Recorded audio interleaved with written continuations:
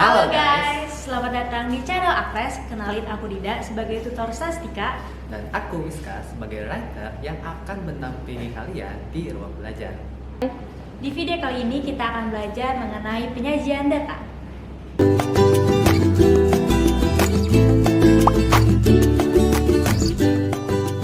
Halo teman-teman, jadi kita bakal masuk ke bab 2 sastika, yaitu penyajian data.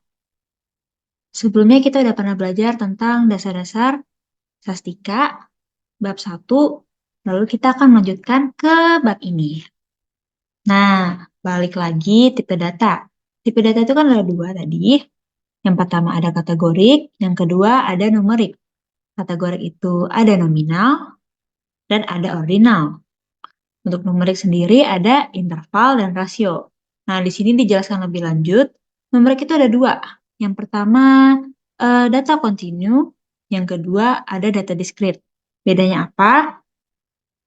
Aku jelasinnya berdasarkan contohnya aja ya. Kalau kontinu itu contohnya kayak berat badan. Nah, kalau diskrit ini contohnya kayak jumlah anak. Jadi kalau misalnya kontinu itu kayak mudah banget berubah gitu.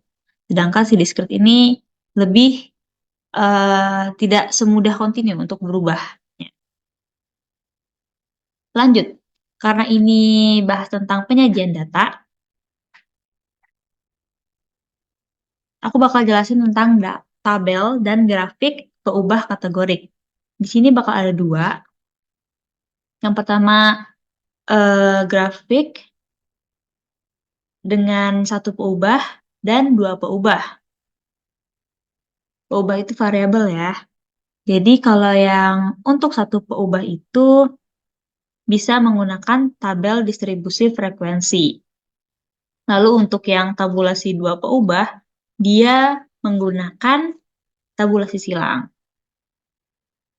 Oke, masuk lagi ke tabel distribusi frekuensi.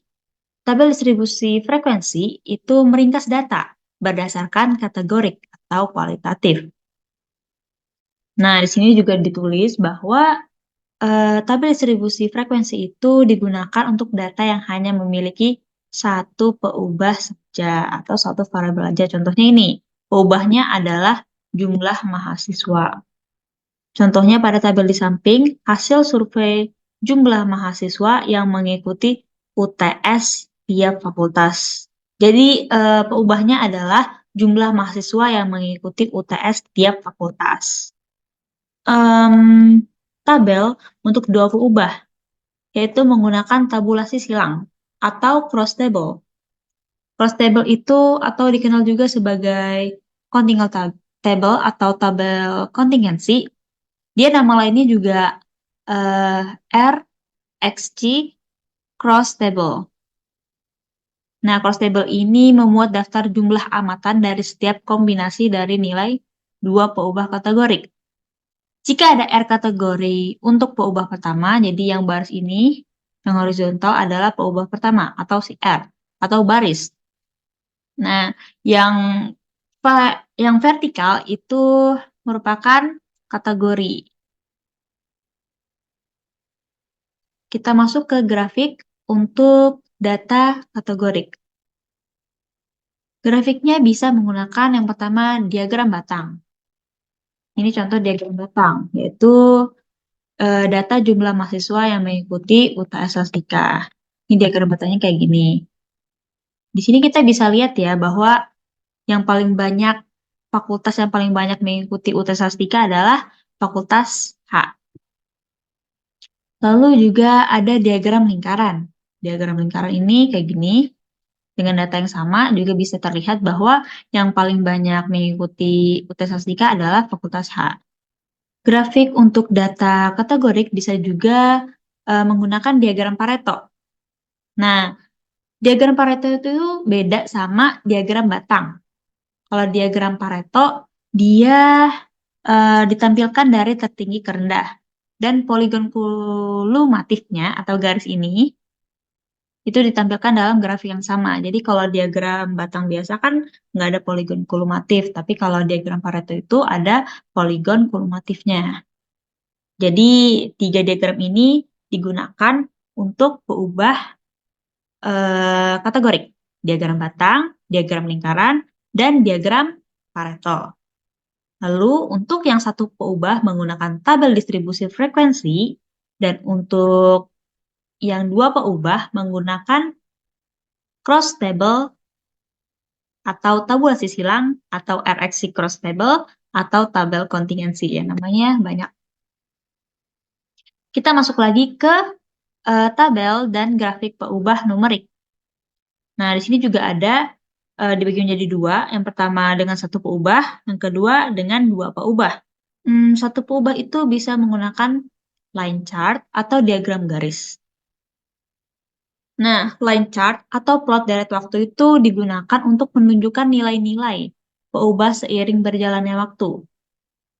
Waktu yang ditampilkan itu dengan aksis horizontal. Untuk peubah yang sedang dibahas itu ditampilkan pada aksis vertikal. Masih lanjut di satu peubah, yaitu menggunakan tabel distribusi frekuensi. Nah, tabel distribusi frekuensi ini tadi kan bisa digunakan untuk peubah kategorik. Nah, dia juga bisa digunakan untuk peubah numerik. Nah, dalam pembuatan distribusi frekuensi itu dikenal istilah kelas interval, di mana setiap kelas itu selalu memiliki lebar atau kelas interval yang sama. Nah, kelas interval itu ada rumusnya. W sama dengan nilai maksimal dikurangi nilai minimal per jumlah kelas yang diinginkan. Di mana ada aturannya bahwa jumlah kelas itu sebaiknya lebih dari 5. Namun dia itu tidak lebih dari 10 sampai 15.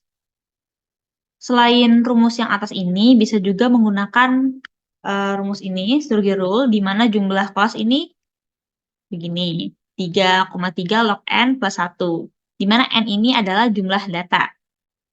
Nah, dipastikan bahwa kelas interval itu nggak boleh tumpang tindih. Kelas interval juga kita bulatin, dari yang rumus ini tuh kita bulatin. Contohnya, misal kita punya data nih. Ya, yang gampang aja deh, kayak misalnya 1 sampai 20. Kan 1, 2, 3, 4, 5, 6, 7, 8. Terus kita mau bagi berapa kelas ya? Misalnya kita mau jadiin 5 kelas aja deh. Nah, ini kan nilai maksimalnya adalah 20 ya. Jadi di sini adalah 20, nilai minimalnya 1, terus jumlah kelas yang kita inginkan ada 5. Ini kan 19 dibagi 5, itu tadi aku hitung 4,75. Nah, karena di sini dijelaskan bahwa kita biar mudah, kita bulatin aja. Ini kan bisa aja kita bulatin jadi sekitar 5 ya. Jadi kelasnya adalah bisa sampai 1 sampai 4, 5 sampai 8, 9 sampai 12, terus 13 sampai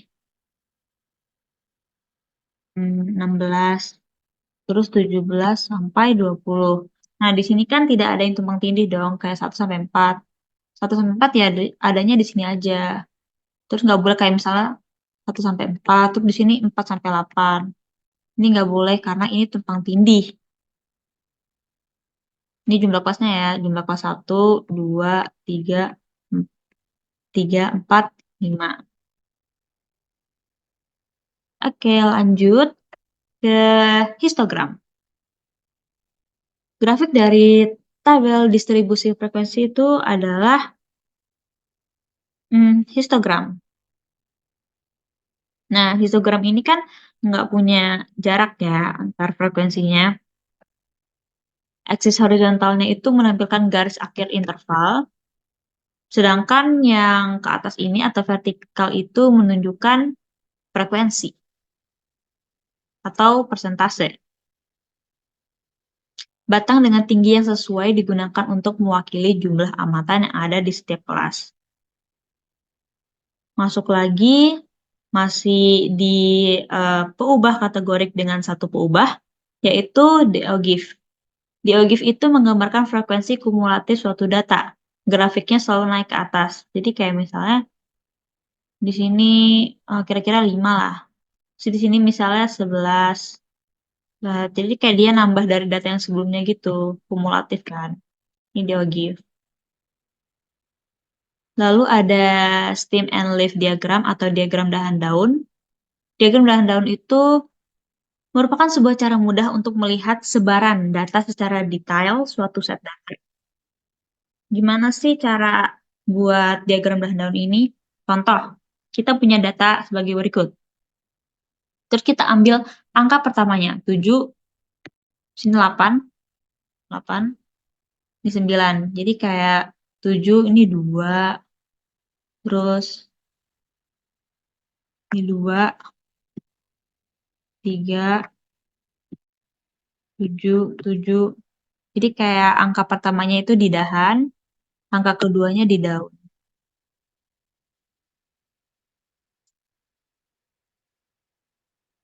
Kita lanjut ke peubah numerik dengan dua peubah, yaitu scatter plot atau diagram pencar. Scatter diagram digunakan untuk observasi berpasangan yang diambil dari dua peubah numerik. Peubah yang satu ditaruh di aksis vertikal dan yang lain di horizontal. Sebelumnya aku mau negasin lagi, berarti peubah numerik ada yang untuk satu peubah dan dua peubah. Untuk satu peubah tadi ada tabel distribusi frekuensi, ada line chart, ada histogram, ada GeoGIF, ada diagram belahan daun, dan untuk yang dua peubah adalah scatter plot atau diagram pencar. Masuk ke distribusi data yang dimana ini sering banget keluar. Di sini ada distribusi miring negatif atau miring ke kiri. Ada juga yang miring ke kanan. Ada juga yang dikatakan simetris. Kita bahas yang paling gampang dulu, yang simetris. Jadi bentuk distribusi dikatakan simetris jika pengamatannya tuh seimbang atau merata di sekitar pusat. Kita bisa lihat bahwa modusnya di sini adalah yang di tengah, yaitu 5. Kalau untuk yang distribusi miring ke kiri atau miring negatif, memiliki ekor yang memanjang ke kiri ke arah nilai negatif. Nilai frekuensi yang paling rendah itu berada di sebelah kiri. Itu artinya dia distribusi miring ke kiri. Untuk yang distribusi miring ke kanan, ekornya berada di sebelah kanan. Yaitu frekuensi yang paling rendahnya itu ada di data sebelah kanan. Jadi distribusi data yang miring ke kiri dan miring ke kanan ataupun simetris itu memiliki sifat. Jadi kalau yang dia miring ke kiri itu nilai rata-ratanya atau minnya itu paling kecil. Kalau ditulisin jadi gini. Modus. Terbalik sama yang dia miring ke kanan. Dia yang paling kecil adalah modus. Median tetap di tengah. Yang paling besar adalah min.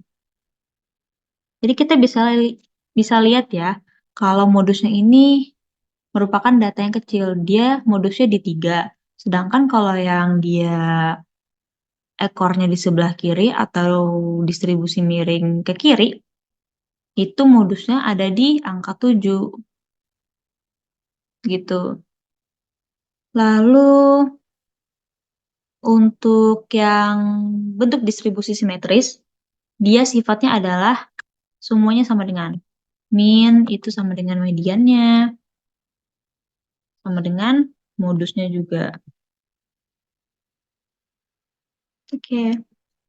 Sekian video pembelajaran kita kali ini. Semoga bermanfaat. Jangan lupa like dan share ke teman-teman kalian. Semangat belajar and see you on the next video.